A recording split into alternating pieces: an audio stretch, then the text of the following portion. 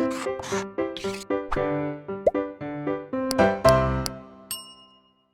Students, welcome back to blueprint digital. आज की इस वीडियो में हम सूत्रकणिका यानी कि माइटोकॉन्ड्रिया के बारे में पढ़ेंगे। वीडियो को स्टार्ट करने से पहले हमारे चैनल को सब्सक्राइब करें और बेल आइकन दबाना न भूलें, जिससे हमारे लेटेस्ट वीडियोस की नोटिफिकेशन आपको प्राप्त होती रहे। अब हम आज के टॉपिक पर आते हैं। माइटोकॉन्ड्रिया यानी कि सूत्रकणिका को अनेक नामों से जाना जाता है। माइटोकॉन्ड्रिया को पावर हाउस ऑफ सेल कहते हैं, यानी कि कोशिका का ऊर्जा गृह कहते हैं, क्योंकि यह श्वसन में यूज होता है, इन्वॉल्व होता है, अर्थात ये एरोबिक रेस्पिरेशन में यानी कि वायवीय श्वसन में यूज होता है और अधिकांश ऊर्जा के निर्माण में यूज होता है। इसीलिए इसको पावर हाउस ऑफ सेल कहते हैं। इसके अलावा इसे सेल विद इन सेल कहते हैं, यानी कि कोशिका के अंदर कोशिका कहते हैं, और इसे सेल फर्नेसेस यानी कि कोशिका भट्टियाँ और स्टोरेज बैटरीज भी बोलते हैं, यानी कि जो एटीपी के रूप में एनर्जी को स्टोर कर रही हैं। सबसे बिजी कोशिकांग है ये और सबसे एक्टिव कोशिकांग है। यह सेकंड लार्जेस्ट कोशिकांग है अगर हम प्लांट सेल में देखें, और एनिमल सेल में ये सबसे बड़ा कोशिकांग होता है। प्लांट सेल में सबसे बड़ा कोशिकांग क्लोरोप्लास्ट होता है और सेकंड नंबर पर माइटोकॉन्ड्रिया होता है, लेकिन एनिमल सेल में माइटोकॉन्ड्रिया सबसे बड़ा ऑर्गेनील होता है। केंद्रक सबसे बड़ा अवयव होता है, ना कि ऑर्गेनील होता है। ये सेमी ऑटोनोमस ऑर्गेनील्स कहलाते हैं। इसके अंदर अपने DNA, RNA, DNA polymerase enzyme, RNA polymerase enzyme, ribosomes और प्रोटीन संश्लेषण फैक्ट्रीज या प्रोटीन संश्लेषण के लिए जो आवश्यक सामग्री होती है, अपरेटस होते हैं, वो उपस्थित होते हैं और ये अपने अनेक कार्य को स्वयं कर लेते हैं। इसलिए पहले इन्हें ऑटोनोमस ऑर्गेनील्स यानी कि स्वपोषित बोलते थे, लेकिन अब इन्हें सेमी ऑटोनोमस बोलते हैं, क्योंकि ये अब भी अपने अनेक कार्यों के लिए केंद्रक के डीएनए पर निर्भर करते हैं, यानी केंद्रक पर निर्भर करते हैं। सबसे पहले कोलिकर ने इसको देखा था स्ट्राइप्ड मसल्स ऑफ इंसेक्ट्स में, यानी कीटों की ऐच्छिक पेशियों में देखा था। अल्टमान ने इसको सेल ऑर्गेनील कहा, यानी कोशिकांग कहा, और इसे बायोप्लास्ट नाम दिया। फ्लेमिंग ने और अल्टमान ने इसको खोज करा, यानी कि फ्लेमिंग और अल्टमान को इसकी खोज का, डिस्कवरी का श्रेय, क्रेडिट दिया जाता है। सी बेंडा ने इसको नाम दिया माइटोकॉन्ड्रिया, और एफ मेव्स ने माइटोकॉन्ड्रिया को प्लांट सेल निम्फिया में डिस्कवर्ड किया। ये बताया कि प्लांट्स में भी माइटोकॉन्ड्रिया पाए जाते हैं। किसिनबर्ग और हॉकबूम ने इनको सेलुलर रेस्पिरेशन से यानी कि सेल के श्वसन से संबंधित किया। सिकवेड्स ने इनको पावर हाउस ऑफ सेल कहा, और इनका जो नंबर होता है पर सेल में वो 1000 से 1600 होता है, 1000 से 1600 होता है। लेकिन एक माइटोकॉन्ड्रिया पाया जाता है एल्गा माइक्रोएस्ट्रियास में और क्लोरेला फस्का में, और एक जाइंट यानी कि बड़ा अमीबा होता है कोआज, उसमें 5 लाख माइटोकॉन्ड्रिया पर सेल पाए जाते हैं, और सी अर्जिन में, अंडकों में 3 लाख से 5 लाख के बीच में माइटोकॉन्ड्रिया पाए जाते हैं सेल में।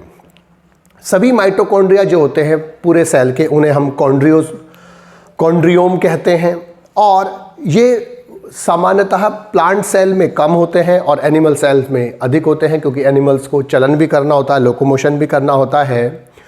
और हायर एनिमल्स में यानी कि उच्च जंतुओं में, प्राणियों में जो सबसे अधिक माइटोकॉन्ड्रिया पाए जाते हैं वो पक्षियों की यानी कि बर्ड्स की फ्लाइट मसल्स में, यानी कि पेशियों में पाए जाते हैं, जो उड़न में सहायता करती उड्डयन पेशियों में पाए जाते हैं। और माइटोकॉन्ड्रिया अपनी जो शेप होती है उसको एक स्पेसिफिक शेप जो उसकी होती है वो इलिप्सोडियल होती है, अथवा अंडाकार होती है, ओवल, गोल अथवा स्पाइरल होती है।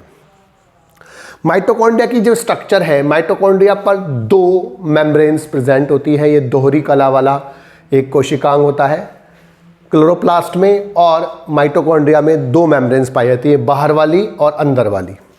जो बाहर वाली मेम्ब्रेन होती है वो उसमें ज़्यादा फास्फोलिपिड होता है, प्रोटीन कम होता है, जबकि अंदर वाली में रिवर्स होता है, इसमें जो फास्फोलिपिड होता है वो कम होता है और प्रोटीन अधिक होता है।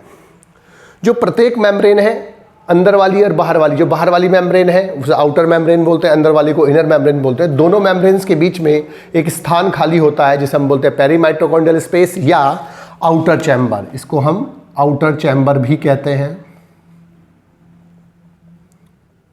क्योंकि जो ये अंदर वाला है इसको हम इनर चैम्बर बोलते हैं। जो इनर मेम्ब्रेन होती है वो अंदर की तरफ उभर कर फिंगर लाइक यानी कि उंगलियों से दर्ज संरचनाओं का निर्माण करती है, जिन्हें क्रिस्टी कहते हैं। और क्रिस्टी पर बहुत सूक्ष्म पार्टिकल्स लगे होते हैं जिन्हें हम ऑक्सीसोम या F1 FO पार्टिकल या F पार्टिकल बोलते हैं। इनकी खोज फर्नांडिज मोरन ने की थी, इसलिए उनके नाम पर इन्हें F पार्टिकल्स भी कहते हैं, F मोरन पार्टिकल भी बोलते हैं। जो क्रिस्टी होती है, इनका जो नंबर होता है वो जो मेटाबॉलिकली एक्टिव यानी कि उपापचयी रूप से जो सक्रिय माइटोकॉन्ड्रिया होते हैं उनमें अधिक होता है, और नॉर्मल स्टेज में इन क्रिस्टी का नंबर कम होता है। जो इनर मेम्ब्रेन है उनमें जो क्रिस्टी होती है वो अलग अलग समय पर अलग अलग होती है, यानी कि मेटाबॉलिकली एक्टिवली जब माइटोकॉन्ड्रिया होता है वो ज़्यादा होती है और कम होती है। अब जो इनका जो नंबर होता है 10 की पावर 4 से 10 की पावर 6 के आसपास होता है F1 पार्टिकल्स का, F1 पार्टिकल्स का। इसको फर्नांडिज मोरन ने डिस्कवर्ड किया था। इनको जो इसका जो पार्ट है वो दो पार्ट होते हैं बेसिकली, F1 F4, बीच में इनको दोनों को जोड़ने वाला स्टाक होता है। इसे हेड बोलते हैं, इसे बेस बोलते हैं। और जो ये बेस वाला पार्ट होता है वो इनर मेम्ब्रेन में लगा हुआ होता है, जबकि ऊपर वाला पार्ट जो होता है वो बाहर निकला हुआ होता है। और इस F1 पार्ट में एक बहुत ही इंपॉर्टेंट एंजाइम प्रेजेंट होता है जिसका नाम होता है एटीपेज या एटीपी सिंथेटेज। ATP synthetase. और इस एंजाइम का काम होता है एडिनोसाइन डाइफॉस्फेट यानी कि एडीपी को इनऑर्गेनिक फास्फेट से जोड़कर एटीपी का निर्माण करना। एडिनोसाइन डाइफॉस्फेट 3 फास्फेट वाला, तो इसमें एक फास्फेट जोड़कर इस प्रोसेस को हम बोलते हैं फास्फोराइलेशन। क्योंकि ये जो माइटोकॉन्ड्रिया होता है, माइटोकॉन्ड्रिया ऑक्सीजन की प्रेजेंस में काम करता है, इसलिए इसका नाम ऑक्सीडेटिव फास्फोराइलेशन है। ऑक्सीडेटिव फास्फोराइलेशन बोलते हैं इसको। जो माइटोकॉन्ड्रिया है इसके अंदर जो फ्लूइड भरा हुआ होता है, द्रव भरा हुआ होता है, उसको हम मैट्रिक्स कहते हैं।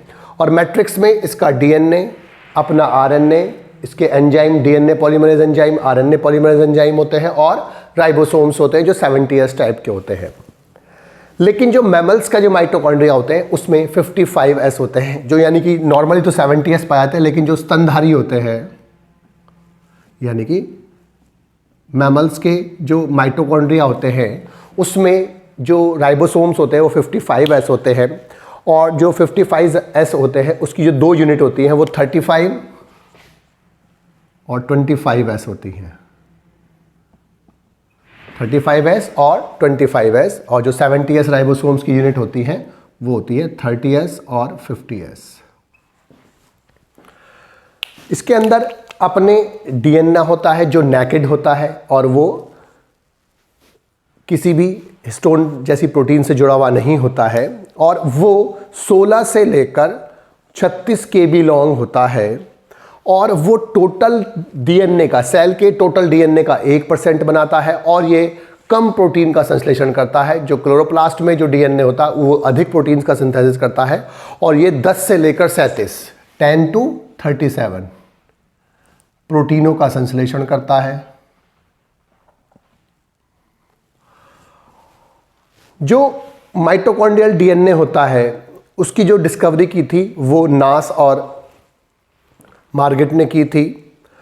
जो एंजाइम्स होते हैं और जो इसके डीएनए होते हैं, आरएनए होते हैं, और जो इसमें राइबोसोम्स होते हैं, प्रोटीन संश्लेषण इसमें अपरेटस होता है, इसीलिए इसको सेमी ऑटोनोमस ऑर्गेनील यानी कि अर्ध स्वयं पोषित ऑर्गन बोलते हैं अब इसको, और पहले इसको ऑटोनोमस ऑर्गेनील्स बोलते हैं। तो इसकी संरचना में सबसे पहले 2 मेम्ब्रेन होती है, एक outer membrane, inner membrane. Inner membrane अंदर की तरफ उंगलियों समान संरचनाएं बनाती है जिन्हें हम क्रिस्टी बोलते हैं। क्रिस्टी पर अनेक सूक्ष्म कण लगे होते हैं जिन्हें ऑक्सीसोम्स बोलते हैं।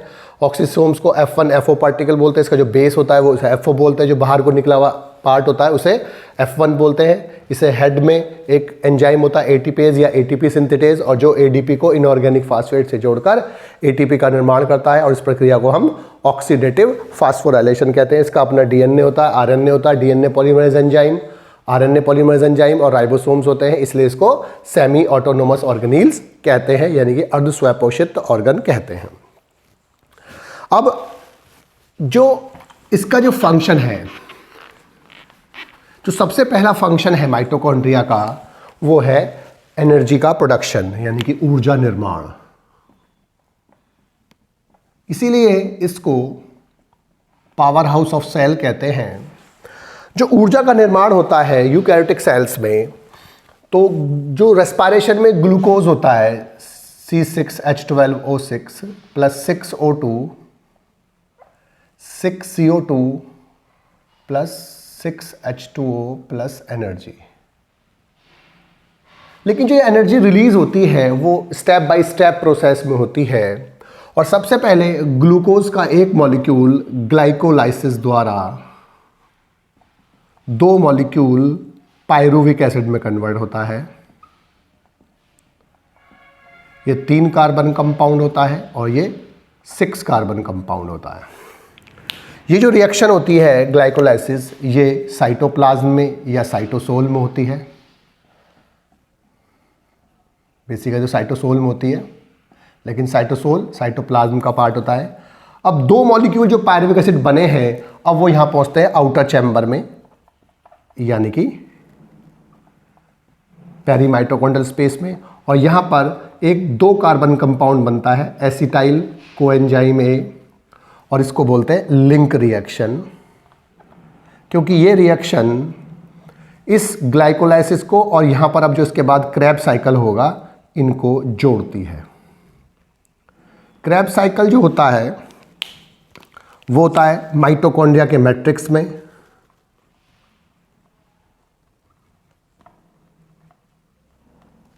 और ये क्रेब्स साइकिल में अब CO2 और H2O बनते हैं। अब इन क्रेब्स साइकिल में NADH2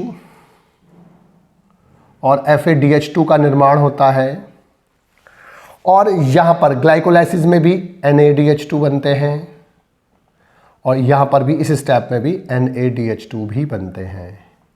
अब जो यहाँ से NADH2 और FADH2 बने हैं, अब ये जाते हैं, लास्ट स्टेप होता है ETS या ETC, इलेक्ट्रॉन ट्रांसपोर्ट सिस्टम और इलेक्ट्रॉन ट्रांसपोर्ट चेन, जो इनर माइटोकॉन्ड्रियल मेम्ब्रेन पर होती है, और यहाँ से अब ATP के रूप में फॉर्मेशन होता है एनर्जी का। इन NADH2 और FADH2 से जो H आयन यानी कि प्रोटॉन मुक्त होते हैं, उन प्रोटॉन्स को यूज़ करते हुए अब यहाँ पर ATP का फॉर्मेशन होता है F1 पार्टिकल्स में। तो ये जो इन स्टेपों में 3-4 स्टेपों से एनर्जी रिलीज करती है, और उसमें से इस स्टेप को छोड़कर ये वाला स्टेप भी, ये वाला स्टेप भी और ये वाला स्टेप, तीनों स्टेप माइटोकॉन्ड्रिया में होते हैं। इसीलिए माइटोकॉन्ड्रिया को पावर हाउस ऑफ सेल कहते हैं, क्योंकि इसमें जो एनर्जी रिलीज होती है स्टेप बाय स्टेप प्रोसेस में, उसमें से अधिकांश एनर्जी जो होती है वो माइटोकॉन्ड्रिया में रिलीज होती है, इसलिए इसको पावर हाउस ऑफ सेल बोलते हैं। कभी कभी इसलिए क्वेश्चन पूछ लेते हैं कि माइटोकॉन्ड्रिया को पावर हाउस ऑफ सेल कहते हैं, क्यों। दूसरा जो सबसे इंपॉर्टेंट काम है इसका, वो वाइटेलोजेनेसिस में हेल्प करता है। ये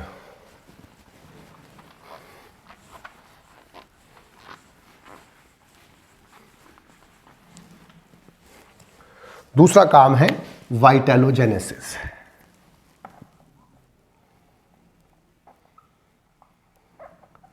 जेनेसिस माने क्या होता है, निर्माण यानी कि फॉर्मेशन, और वाइटेलो वर्ड लगा रखा है हमने योग के लिए, इसे पीतक बोलते हैं। एग के अंदर एक येलोइश कलर का, पीले कलर का एक सब्सटेंस प्रेजेंट होता है, जो मुख्य रूप से फॉस्फेटिन और लिपोवाइटेलिन का बना होता है, और जो विकसित हो रहे भ्रूण को पोषण प्रदान करता है, न्यूट्रिशन प्रदान करता है। तो ये योग के निर्माण में सहायता करता है। इसके अंदर एक एंजाइम होता है माइटोकॉन्ड्रिया में, इसका नाम होता है माइटोकॉन्ड्रियल काइनेज एंजाइम। वो योग को ज़्यादा विस्कस बनाता है, इनसॉल्युबल बनाता है, यानी कि वो ज़्यादा शान बनाता है, ज़्यादा इनसॉल्युबल घुलनशील बनाता है, जिससे वो ज़्यादा समय तक स्टोर हो सके आसानी से। तीसरा एक न्यूरोट्रांसमीटर होता है एसिटाइल कोलाइन।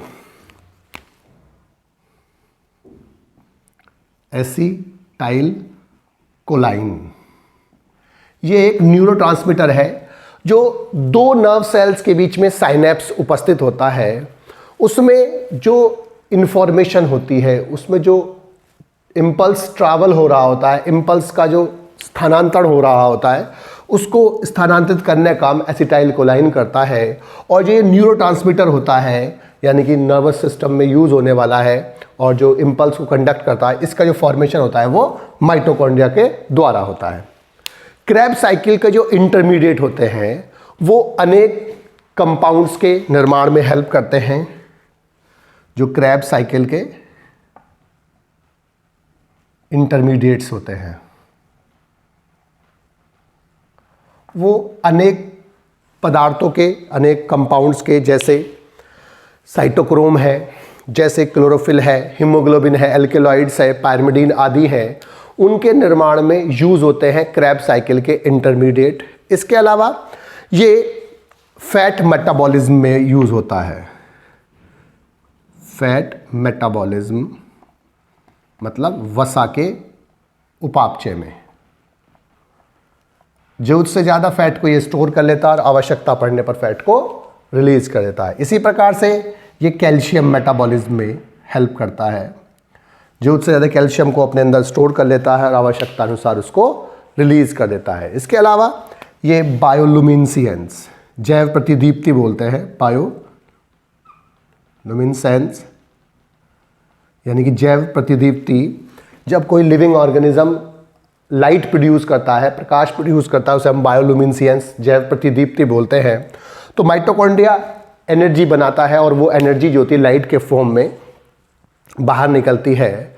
इसके अलावा जो बहुत सारे अमीनो एसिड्स होते हैं वो मैट्रिक्स ऑफ माइटोकॉन्ड्रिया में बनते हैं। इसके अलावा जो माइटोकॉन्ड्रिया होते हैं स्पर्म में, स्पर्म के यानी कि नर युग्मक के माइटोकॉन्ड्रिया, वो स्पर्म के लोकोमोशन में हेल्प करते हैं। जो मेल गैमेट होता है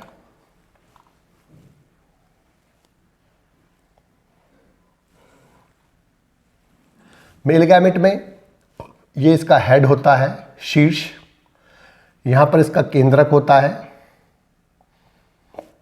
और यहाँ पर एक कैप लाइक स्ट्रक्चर होती है, सब बोलते हैं एक्रोसोम, जिसका फॉर्मेशन गोल्जी कॉम्प्लेक्स होता है। और यहाँ पर बीच में मिडिल पीस में इसके माइटोकॉन्ड्रिया होते हैं जो एक शीट बनाते हैं, निकनबर्ग शीट बोलते हैं। और ये माइटोकॉन्ड्रिया एनर्जी प्रोड्यूस करते हैं, ऊर्जा उत्पन्न करते हैं स्पर्म के चलन के लिए। और स्पर्म का जो चलन होता है वो टेल के द्वारा होता है और ये बड़ी वाइब्रेटाइल टेल होती है, लेकिन जो एनर्जी प्रोड्यूस की जाती है वो माइटोकॉन्ड्रिया के द्वारा की जाती है। इसीलिए ये जो स्पर्म होता है उसके चलन में भी हेल्प करता है। तो जो माइटोकॉन्ड्रिया के जो सबसे प्रमुख कार्य हैं वो ऊर्जा का निर्माण करता है, इसलिए इसको पावर हाउस ऑफ कॉल करते हैं। वाइटलोजेनेसिस यानी कि योग के निर्माण में सहायता करता है। ये योग को क्या बनाता है, ज़्यादा शान बनाता है, गाढ़ा बनाता है, विस्कस बनाता है और इनसॉल्युबल बनाता है, जिससे वो ज़्यादा समय तक स्टोर रह सके। इसका जो एंजाइम होता है माइटोकॉन्ड्रियल काइनेज। एसिटाइल कोलाइन एक न्यूरोट्रांसमीटर है जिसका निर्माण माइटोकॉन्ड्रिया में होता है। क्रेब्स साइकिल के इंटरमीडिएट विभिन्न प्रकार के कंपाउंड जैसे क्लोरोफिल आदि का निर्माण में यूज होते हैं। फैट मेटाबॉलिज्म को कंट्रोल करता है, कैल्शियम मेटाबॉलिज्म को कंट्रोल करता है, बायोलुमिनेसेंस में हेल्प करता है, स्पर्म में माइटोकॉन्ड्रिया जो होते हैं वो उसके चलन में हेल्प करते हैं और विभिन्न प्रकार के जो अमीनो एसिड्स होते हैं वो इस माइटोकॉन्ड्रिया के मैट्रिक्स में बनते हैं। बच्चों, आज की इस वीडियो में बस हम इतना ही पढ़ेंगे। हमारी इस वीडियो को आप लाइक करें और अपने दोस्तों के साथ शेयर करें। यदि आपका कोई डाउट है तो आप हमें कमेंट करके बता सकते हैं। इस अध्याय को और अच्छे से पढ़ने और समझने के लिए आप चित्रा प्रकाशन की बुक एक्टिव जीव विज्ञान की सहायता भी ले सकते हैं।